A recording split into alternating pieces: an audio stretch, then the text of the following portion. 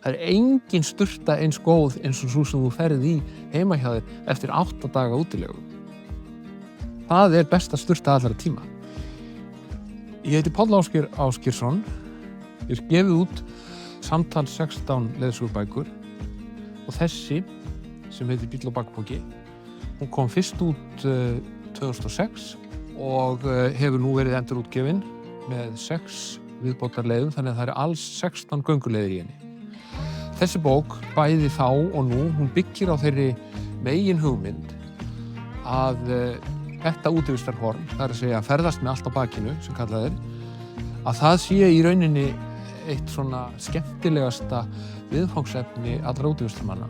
Það vegna þess að sá sem ferðast með allt á bakinu, hann fullkomlega frjáls. Hann alveg eins og fuglarnir, sko. Hann sest niður þar sem hann vill og heldur áfram. Ef hann vill ganga alla nóttina, þá gerir hann það.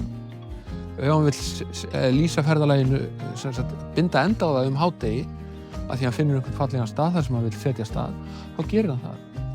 Útivist af þessu tagi, hún getur nefnilega dýpkað skilning okkar á hlutskiptu okkar í nútímanum.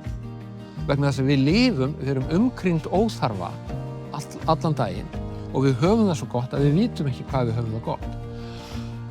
En ef okkur tekst að skilja allan munaðinn eftir heima og fara í marga daga og borða frekar lítið og fara aldrei í bað og kannski vera svolítið kalt stundum og stundum maður svolítið blautur, þá kann maður miklu betur að meta þessi lífsgæði þegar maður kemur heim.